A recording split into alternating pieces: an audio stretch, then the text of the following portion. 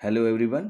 आज हम CBSE class 12 के टर्म फर्स्ट के फर्स्ट चैप्टर प्लानिंग स्पोर्ट्स के सभी टॉपिक्स को क्विक रिवीजन के द्वारा समझने की कोशिश करेंगे। इसी तरह मैं सारे जितने और भी चैप्टर्स हैं उनको भी समझाने की कोशिश करूंगा। अब सबसे पहले यहाँ पे समझ लेते हैं इस चैप्टर में कौन कौन से टॉपिक्स आने हैं आपके फर्स्ट टर्म में। ये पहला टॉपिक आएगा meaning and objectives of planning, इससे रिलेटिव एमसीक्यूज टाइप क्वेश्चन आएंगे। दूसरा committees, various committees and their responsibilities pre, during and post. क्या क्या जिम्मेदारी हैं पूर्व में, प्री, ड्यूरिंग दौरान में, पोस्ट बाद में। इसके बाद नेक्स्ट जो इसमें हेडिंग है देख सकते हैं टूर्नामेंट्स, बहुत इंपॉर्टेंट है। लीग, नॉकआउट जिसको हम राउंड रॉबिन के नाम से जाना, और कॉम्बिनेशन, ठीक है। और लास्ट में इसमें है procedure, draw fixtures, knockout, bye seeding, league में cycling and staircase method, ये समझने हैं। बाकी ये जो पॉइंट हैं ये इस बार के सिलेबस से हटा दिए गए हैं, ठीक है। ये दोनों इंटरमीडिएट स्पेसिफिक स्पोर्ट प्रोग्राम। हम ज़्यादा टाइम वेस्ट ना करके सबसे पहले इसमें जो पहस्ट जो टॉपिक है इसमें नाम है meaning and objectives of planning. तो मीनिंग का मतलब आप समझिएगा। जब आप मीनिंग की बात कर रहे हैं तो समझिएगा कि एलन की डिफिनेशन इसके बारे में सबसे अच्छी डिफिनेशन मानी जाती है। देखिए यहाँ पे एलन सीधे सीधे क्या बोलते हैं। एलन बोलते हैं a plan is a trap laid to capture the future.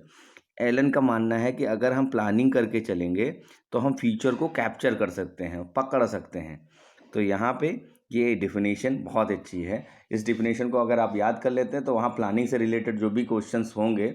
अब ये प्लानिंग का मतलब क्या होता है, प्लानिंग को हम सिंपल वर्ड्स में समझें तो planning is deciding in advance. किसी चीज़ को हम पहले से डिसाइड कर लें। What is to be perform, क्या परफॉर्म करना है, when, where, how and by whom it is to be perform. जैसा कि आपको पता है कि गोल सेट करने के लिए, किसी गोल यानी लक्ष्य की प्राप्ति हेतु के लिए हम प्लानिंग करते हैं। तो ये पहला टॉपिक आपका क्लियर हो गया होगा। प्लानिंग का मतलब सिंपल वर्डों में अब यही समझ लिए कि किसी प्रोग्राम को पहले से पूर्व में निर्धारित करना है, वो किस प्रकार से करना है। किसी भी आयोजन को अगर आपको करना है तो पहले से आप डिसाइड कर लीजिए उसमें हमको क्या करना है, what is to be perform, when, कब करना है, कैसे करना है, कहाँ करना है और किसके द्वारा इसको परफॉर्म किया जाना है। तो मैंने आपको एक तो वह टॉपिक क्लियर कर दिया होगा। नेक्स्ट देखिए ऑब्जेक्टिव्स। नेक्स्ट जो है इसमें ऑब्जेक्टिव्स है। ऑब्जेक्टिव्स का मतलब उद्देश्य क्या है प्लानिंग के। अब प्लानिंग करने से क्या क्या उद्देश्य, प्लानिंग करने के क्या उद्देश्य हैं, क्या क्या चीज़ें हम अचीव कर सकते हैं अगर हम प्लान करके चलेंगे। तो यहाँ पे समझिएगा सबसे पहले टू रिड्यूस अननेसेसरी प्रेशर।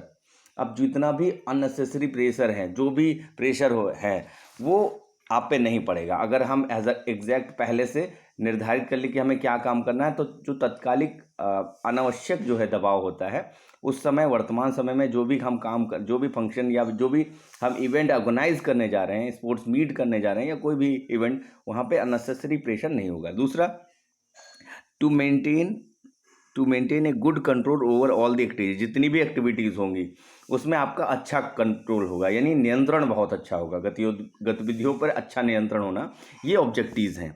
कुछ और भी ऑब्जेक्टिव्स की बात कर लेते हैं, जैसे कि to reduce the chance of mistakes, to reduce the chances of mistakes, यानी जो गलतियां होने की संभावना है वो कम हो जाती है। गलतियों की संभावना बहुत कम हो जाती है अगर हम प्लानिंग करके चलें। प्लानिंग के ये कुछ फ़ायदे हैं कि अगर हम प्लान करके चलेंगे तो मिस्टेक्स होने की जो चांसेस हैं वो कम हो जाते हैं। अच्छा, एफिशिएंसी भी बढ़ जाती है, इंक्रीज एफिशिएंसी, जो दक्षता होती है काम करने की, जो दक्षता होती है वो भी बढ़ जाती है। किसी खेल इवेंट में, खेल प्रतियोगिताओं में क्या होना, कार्य का अच्छा होना बहुत ज़रूरी है, क्योंकि जो खेल आयोजक हैं उनके पूरा उद्देश्य ये रहता है कि खेल बहुत अच्छे तरीके से हो जाए, और इससे क्या होता है जो नेक्स्ट टाइम उनका आयोजन होता है वो और भी ज़्यादा अच्छा होता है। और इसमें कुछ और भी चीज़ें मैं बता दूं, जैसे एक स्पोर्ट पर्सन के लिए उसकी स्पोर्ट परफॉर्मेंस बहुत ही महत्वपूर्ण है। इसमें हम प्लानिंग करके अगर वो चलता है, एथलीट अपने खिलाड़ी अपने खेल प्रदर्शन पे ध्यान देता है और प्लानिंग के थ्रू अपनी अपनी ट्रेनिंग को और भी अच्छा करता है तो उसका खेल प्रदर्शन अच्छा होगा और उसका सिलेक्शन अपर लेवल पे होता है। तो ये कुछ ऑब्जेक्टिव्स हैं। नेक्स्ट देखिए इसमें जो टॉपिक है various committees and their responsibilities pre, during, post, बहुत ही इंपॉर्टेंट है। आप समझिएगा वेरियस कमिटीज़ करती क्या हैं, जो कमिटीज़ होती हैं। अब समझिएगा various committees for their responsibility pre, during and post. अब समझिएगा हम मान लीजिए कोई स्पोर्ट इवेंट ऑर्गेनाइज कर रहे हैं, यहाँ पे सीधे समझिएगा for organising sport event various committees are perform for systematic and smooth systematic यानी एक व्यवस्थित ढंग से, स्मूथ यानी आसानी से चलते, सरलता से पूर्वक चले किसी स्पोर्ट इवेंट को। इसलिए हम क्या करते हैं, एक कमेटी या हम बहुत सारी कमेटियों का निर्माण करते हैं, उनको हम रिस्पॉन्सिबिलिटीज देते हैं, उत्तरदायित्व देते हैं कि ये हमारा काम आपको अच्छे से करना है। The main work of committees take complete responsibility for the success of competition के सक्सेस में ये कमिटीज वर्क करती हैं दिन रात, और जो भी रिस्पॉन्सिबिलिटी इनको मिलती है वो आसानी से करते हैं। अब इसमें देखिए एक फंक्शन बना है यहाँ, जो सबसे ऊपर है एडमिनिस्ट्रेशन डायरेक्टर। एडमिनिस्ट्रेशन डायरेक्टर क्या करता है, ये पहले पूर्व में प्लान करता है। प्री, ड्यूरिंग एंड पोस्ट की जब हम बात करते हैं तो प्री में ये पहले निर्धारित करता है to plan for the success of tournament, to arrange the finance and, और बोल सकते हैं फंड का जो फंड अराइज करने का, यानी कि फंड को देने का काम, फंड को कमेटियों तक पहुंचाने का काम ये करता है एडमिनिस्ट्रेशन डायरेक्टर। एग्जीक्यूटिव कमेटी क्या करता है, इसको हम कार्यकारी समिति भी बोलते हैं। ये समिति क्या करती है, जो कमेटी जिस तरीके से वर्क करती है उसके अकॉर्डिंग उसको काम देना। This committee given the work according to the his function, जो भी वर्क होता है। जैसे कि पब्लिसिटी कमेटी बहुत इंपॉर्टेंट है। पब्लिसिटी कमेटी क्या करती है, पहले से ही लोगों को बताना कि कहाँ पे गेम होना है, यानी इसकी रिस्पॉन्सिबिलिटी क्या है पब्लिसिटी कमेटी की, पहले से बताना, वेन्यू, डेट, क्या कंपटीशन के रूल्स और रेगुलेशन है वो पहले से लोगों तक पहुंचाना, ये पब्लिसिटी कमेटी का काम है। ठीक है, इसके बाद बोर्डिंग लॉजिंग कमेटी, ठीक है, इसके बाद रिसेप्शन कमेटी जो वेलकम के लिए लगी रहती है। ठीक है, ट्रांसपोर्ट कमेटी, ट्रांसपोर्टेशन कमेटी जो है प्लेयर्स को पहले लाना, यानी प्री, ड्यूरिंग, दौरान, ग्राउंड के दौरान भी, ग्राउंड जो भी इवेंट हो रहा है वहाँ तक ले जाना, और इसके बाद उनको लेके उनके जहाँ पे उनको ठहरने की व्यवस्था है वहाँ तक भी पहुँचाने की व्यवस्था होती है। ठीक है, तो पब्लिसिटी प्रचार करती है, पहले से प्रचार करना जरूरी है ताकि कमेटियाँ आ सकें। बोर्डिंग लॉजिंग कमेटी, ये बोर्डिंग लॉजिंग कमेटी क्या करते हैं, रहने की, खाने की व्यवस्था करती है प्लेयर्स की। रिसेप्शन वेलकम कमेटी होती है, जिसमें रेफरी हो गए या फिर चीफ गेस्ट हो गए, उनका वेलकम करने के लिए डेकोरेशन यानी साज सज्जा करना, सजाना, सजावट का उत्तरदायित्व उनके ऊपर होती है। कुछ ग्राउंड इक्विपमेंट्स कमेटी होती है जो ग्राउंड को लेके, ग्राउंड को बनाना या ग्राउंड से रिलेटेड जो भी इक्विपमेंट है इनके पास होते हैं। कुछ और भी कमेटियां हैं, जैसे फर्स्ट एड कमेटी बहुत ही ज़रूरी है। ठीक है, अनाउंसमेंट कमेटी, वहाँ पे अनाउंसमेंट करना कि कौन फर्स्ट सेकंड आया और कौन सा कंपटीशन होने वाला, कौन से पार्टिसिपेंट कहाँ पे जाएंगे, ये सारी कमेटियों का मैंने जैसा कि बताया, इनका काम क्या होता है, स्मूथ कंडक्ट कराना किसी भी इवेंट को। अब इसमें आप समझिएगा, नेक्स्ट जो इसमें टाइप है, नेक्स्ट है टूर्नामेंट। टूर्नामेंट क्या है, आप देखिए टूर्नामेंट का सिंपल जो मीनिंग आपको बताऊं मैं, tournament is a series of sport in which once team finally wins and rest of the team loses the match. और इसमें एक ही टीम जीतती है, बाकी जितनी टीमें हैं वो हार जाती हैं, यही टूर्नामेंट है। टूर्नामेंट दैट इज सीरीज, ये क्या है, एक सीरीज है, एक श्रृंखला है जिसमें एक ही टीम जीतती है, बाकी सारी टीमें वो हार जाती हैं। तो ये है डिफिनीशन टूर्नामेंट की। टूर्नामेंट क्यों ज़रूरी है, यानी इंपॉर्टेंस ऑफ टूर्नामेंट। इंपॉर्टेंस क्या लिखेंगे हम इसमें, देखिए एक इंपॉर्टेंट है डेवलपमेंट ऑफ स्पोर्ट स्किल्स। एक प्लेयर्स के लिए टूर्नामेंट होने से उसके स्पोर्ट स्किल्स भी डेवलप होती है। ठीक है, देखिए एक और मैं आपको डिस्कशन करके बताता हूँ कि ये देखिए next, helpful in the selection of players का सिलेक्शन अपर लेवल पे होना बहुत ज़रूरी है, और वो अपर लेवल का सिलेक्शन करने के लिए टूर्नामेंट बहुत ही ज़रूरी है। और उससे क्या होता है, वो उनका सिलेक्शन अपर लेवल पे होता है। जैसे कि कोई स्टेट लेवल प्लेयर है, उसका नेशनल लेवल पे तभी सिलेक्शन होगा जब वो अच्छा प्रदर्शन करेगा, तो टूर्नामेंट के द्वारा ये संभव हो सकता है। नेक्स्ट देखिए, नेक्स्ट है टाइप्स ऑफ टूर्नामेंट। तो ये बहुत इंपॉर्टेंट क्वेश्चन है, यहाँ पे देखिए पूछा जाता है, there are 4 types of tournament, यानी 4 तरीके के होते हैं। देखिए, एक नॉकआउट टूर्नामेंट, दूसरा लीग का एक नाम है राउंड रॉबिन टूर्नामेंट, और तीसरे का नाम है कॉम्बिनेशन टूर्नामेंट, और चौथे का नाम है चैलेंज हमारे सिलेबस में नहीं है, केवल हमको पढ़ने हैं 3 टाइप के टूर्नामेंट्स। चौथा टूर्नामेंट होता तो है लेकिन हमारे सिलेबस में नहीं है। अगर आपसे क्वेश्चन पूछता है कि कितने तरीके के टूर्नामेंट्स हैं, तो आप बताएंगे 4 तरीके के, पहला नॉकआउट, दूसरा लीग, तीसरा कॉम्बिनेशन और चौथा चैलेंज। अब हम पहले टूर्नामेंट की बात करते हैं। पहले टूर्नामेंट में क्या है खास बात, पहला जो टूर्नामेंट है उसमें अगर कोई टीम हार जाती है राउंड पे, तो वो सीधे टूर्नामेंट से बाहर हो जाती है, वो किसी भी राउंड में हो। जैसा कि आप इसमें एग्जांपल में देख सकते हैं 1 2 3 4, 1 2 3 4 में अगर कोई जीता, जैसे 1 2 ABCD है, इसमें ए अगर एक यहाँ पे हार गया है और बी अगर विनर है तो बी नेक्स्ट राउंड में, ए यहाँ से हार गया तो ए सीधे बाहर, और यहाँ भी देखिए डी इसमें जीता, सी हार गया, तो सी सीधे बाहर। तो इसमें एक ही बार मौका मिलता है, अगर जीते तो नेक्स्ट राउंड में, हारे तो सीधे एलिमिनेट हो जाते हैं टूर्नामेंट से। इस तरीके के टूर्नामेंट के कुछ फ़ायदे भी हैं, यानी एडवांटेज। ये लेस एक्सपेंसिव होते हैं, कम समय में होने वाले हैं, लेस एक्सपेंसिव हैं। और इसमें क्या होता है कि ऑफिसर्स यानी कि जो भी एम्पायर्स हैं, रेफरीज हैं, उनकी रिक्वायरमेंट भी कम होती है। ठीक है, कम समय में होने वाला है। और ये कहीं ना कहीं कम बजट की भी कंपटीशन है, कम बजट में होने वाला कंपटीशन है। डिसएडवांटेज में हम अगर जाएं इसमें, तो डिसएडवांटेज हम ये कह सकते हैं कि देखा जाए कभी कभी क्या होता है, वीक टीम जीत जाती है। तो वीक टीम के चांस जीतने के चांसेस, क्योंकि एक ही मैच खेला जाता है, और अगर वो जीते तो नेक्स्ट राउंड में, और हारे तो सीधे एलिमिनेट है। यहाँ पे सीधे आप देख सकते हैं कि there are maximum chance of weak team to enter in the final round. Final round में जीत जाते हैं, क्योंकि एक ही बार चांस मिलता है। अगर बहुत अच्छा खेल गए वीक टीम, तो वो नेक्स्ट राउंड में। ठीक है, इसके बाद जो दर्शक होते हैं उनको फाइनल में कम इंटरेस्ट रह जाता है, क्योंकि बाई डिफ़ॉल्ट कभी कभी क्या होता है, वीक टीम पहुंच जाती है फाइनल तक। तो इससे जो है, जो उनके चाहने वाले हैं उनको भी निराशा होती है। ठीक है, नेक्स्ट है जो है हमारा है लीग। लीग को और एक नाम से जानते हैं, इसका नाम है राउंड रॉबिन टूर्नामेंट। और इसको एक नाम मैंने जैसा बताया, राउंड रॉबिन टूर्नामेंट और मिस्टर बर्गर सिस्टम के नाम से जानते हैं। तो आप कंफ्यूज में मत होइएगा, क्वेश्चन आया मिस्टर बर्गर सिस्टम, तो ये है राउंड रॉबिन टूर्नामेंट। ठीक है, इसको इसलिए इसको मिस्टर बर्गर सिस्टम के नाम से या बर्गर सिस्टम के नाम से जानते हैं। मिस्टर बर्गर नहीं, बर्गर सिस्टम के नाम से जानते हैं। इसके दो पार्ट्स हैं, यानी लीग के दो पार्ट्स हैं। एक है सिंगल लीग और एक है डबल लीग, जैसा कि आप देख सकते हैं स्क्रीन पे। सिंगल लीग में क्या होता है, सिंगल लीग में हर एक टीम को एक बार खेलने का मौका मिलता है।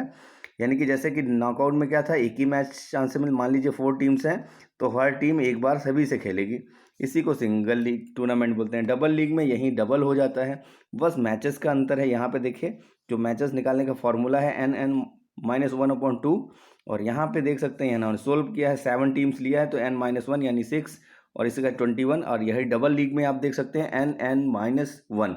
ठीक है, तो डबल लीग में जो मैचेस इस तरीके से निकालते हैं, डबल लीग और सिंगल लीग। बेसिकली मैं आपको बता दूं, जितने भी आप में टूर्नामेंट्स हैं वो सिंगल लीग के ही हैं। तो जैसे कि हम बोलें स्टेयर केस मेथड या साइकिलिंग मेथड, वो दोनों मेथड ये आते हैं सिंगल लीग में। इसमें मैचेस निकालने का फॉर्मूला यही यूज़ करेंगे। ठीक है, अगर डबल लीग में कह देता है तो क्वेश्चन में आपको डबल लीग का ये फॉर्मूला यूज़ करता है। अब स्ट्रॉन्ग आप बात कर लेते हैं एडवांटेज की। इसके एडवांटेज क्या है, बहुत सारे एडवांटेज हैं। जैसे कि एक अगर प्लेयर के अकॉर्डिंग देखा जाए, तो प्लेयर चाहेगा कि हमें मैक्सिमम चांस मिले, और मैक्सिमम चांस तभी मिलेगा जब वो लीग मैच खेलेगा। तो लीग मैच में और यही होता है कि अपॉर्चुनिटीज़ बहुत अच्छे से मिलती है। स्ट्रॉन्ग टीम, जो डिजर्विंग टीम है वही जीतती है। तो कुछ इसके फ़ायदे हैं और कुछ नुकसान भी है। जैसे कि मैं आपको बता दूं, कुछ नुकसान में ये एक्सपेंसिव ज़्यादा होता है, मोर टाइम, इसको टाइम भी बहुत चाहिए, कॉस्टली बहुत ज़्यादा होता है। इसलिए इसमें ऑफिसर्स की भी रिक्वायरमेंट बहुत ज़्यादा है, टाइम बहुत ज़्यादा लगता है। तो ये कुछ डिसएडवांटेज बहुत ज़्यादा हैं। अब हम बात कर लेते हैं नेक्स्ट टूर्नामेंट। नेक्स्ट टूर्नामेंट है आपका कॉम्बिनेशन टूर्नामेंट। कॉम्बिनेशन टूर्नामेंट 4 तरीके के होते हैं। यानी कॉम्बिनेशन टूर्नामेंट है क्या, कॉम्बिनेशन टूर्नामेंट हमेशा जोन पे खेले जाते हैं, जोन या ग्रुप में खेले जाने वाले टूर्नामेंट हैं।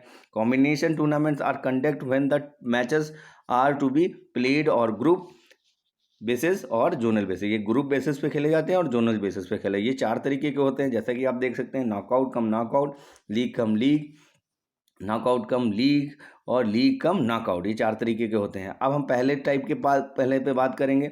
जब पहला टाइप क्या है, नॉकआउट कम नॉकआउट। अब यहाँ पे नॉकआउट कम नॉकआउट जो होते हैं मैच, इस तरीके से खेले जाते हैं, जिसमें नॉकआउट की तरह पहला ग्रुप, दूसरा ग्रुप यानी बी जोन, सी जोन और डी जोन, इस तरीके से 4 जोन बना के, और लास्ट में जो जोन्स के विनर हैं उनके बीच मैच करा दिया जाता है, वो भी नॉकआउट पे, क्योंकि नाम है नॉकआउट कम नॉकआउट। आप देख सकते हैं इसका नाम है नॉकआउट कम नॉकआउट। तो पहले नॉकआउट फिर नॉकआउट। दूसरा देखिए, दूसरा है लीग कम लीग। दूसरा है टाइप ऑफ टूर्नामेंट है लीग कम लीग। अब इसमें हम सारे लीग पे खेलेंगे, ABC जोन बनाएंगे, और 4 ही टीम आपको लेना है। यानी इस पूरे जोन में, इस जोन में 16 टीमें होंगी, और हर जोन में 4 टीमें होंगी। हर जोन में 4 टीमें होंगी, और ये साइकिल में ये स्टेयर केस मेथड पे इनको खिलाया गया है। और इसके बाद जो विनर्स हैं उनको आखिरी में भी लीग पे खिलाया जाएगा, क्योंकि लीग कम लीग है। नेक्स्ट देखिए, league knockout cum knockout. Next जो टाइप है वो है, वो आप देख सकते हैं knockout cum league. Knockout cum league का मतलब आप समझिएगा, पहले वो नॉकआउट पे खेलेंगे फिर लीग पे, यानी ग्रुप वाइज जो खेलेंगे वो नॉकआउट पे खेलेंगे, और जो विनर्स हैं उनके बीच क्या होगा, इंटर ग्रुप और zonal tournament of league basis, क्योंकि नाम है नॉकआउट कम, क्या नाम है, नॉकआउट कम लीग, और लास्ट वाला आपका जो देख सकते हैं लीग कम नॉकआउट। तो यहाँ पे सबसे पहले लीग पे खेले जाएंगे ग्रुप के मैचेस, और इसके बाद खेले जाएंगे नॉकआउट पे। यहाँ पे आप देख सकते हैं नॉकआउट पे जो विनर्स हैं उनके बीच। तो इनको इंटर जोन टूर्नामेंट के रूप में जानते हैं। अब हम नॉकआउट कैसे खेला जाता है, यानी उसको प्रिपेयर कैसे किया जाता है, ये मेथड है। इसके लिए मैं अलग से वीडियो बना दूंगा, क्योंकि ये वीडियो में आपको समझना पड़ेगा कि किस तरीके से नॉकआउट टूर्नामेंट है। अभी हम बेसिक जो थ्योरी चैप्टर्स हैं जिनका न्यूमेरिकल से रिलेटेड नहीं है वो, अब यहाँ पे एक समझिएगा। बाई देखने का प्रोसेस यहाँ पे देख लीजिएगा। फर्स्ट बाई हम लास्ट हाफ को देंगे, सेकेंड बाई हम लास्ट टीम को देंगे लोअर हाफ की, सेकेंड बाई हम किसको देंगे, second by upper half first team को देंगे, थर्ड बाई हम किसको देते हैं, थर्ड बाई हम किसको देंगे, लोअर हाफ फर्स्ट टीम को, जैसा कि आप देख सकते हैं। और लास्ट बाई यानी फोर्थ बाई दी जाती है अपर हाफ लास्ट टीम, जैसा कि इसमें लिखा है। और सेम ऑर्डर में फिर से ये कॉन्टिन्यूसली चलता रहता है। ये बाई देने का प्रोसेस है, ये कॉन्सेप्ट अलग है, मैंने जैसा कि बताया है इसमें। अब हम मेन में हम पहुंच जाते हैं जहाँ पे सीडेड की, कभी कभी सीडेड रिलेटेड कंसोलेशन टूर्नामेंट नहीं है आप में, मैं सीधे सीडेड वाले जो टॉपिक्स हैं उनको समझने की कोशिश समझाने की कोशिश करूँ। सीडेड क्या है, सीडेड में क्या होता है, हमेशा स्ट्रांग टीम, कभी कभी क्या होता है स्ट्रांग टीम जो है मैच हार जाती है, इसको बचाने के लिए ग्रुप में क्या किया जाता है, सीडेड को पहले राउंड ना खिला के सेकेंड राउंड में मौका दिया, अपॉर्चुनिटी दी जाती है, या फिर एक ऐसे राउंड में दिया जाता है मौका जिसमें वो स्ट्रांग टीम से ही खेलें। और इसको किस लिए किया जाता है, इसलिए किया जाता है ताकि स्ट्रांग टीम को सेटबैक यानी उनको कोई तरीके का पछतावा या फिर बोले कॉन्फिडेंस लूज ना हो, तो ये सीडेड व्यवस्था दी गई है। सीडेड में टीम कहाँ पे रखी जाती है, उसके परफॉर्मेंस के अकॉर्डिंग, लास्ट ईयर के परफॉर्मेंस के अकॉर्डिंग उसको प्लेस दी जाती है, एक सुटेबल प्लेस दी जाती है जिससे वो आसानी से मैचेस खेले जो स्ट्रांग टीम्स हैं। अब हम बात कर लेते हैं स्पेशल सीडेड में।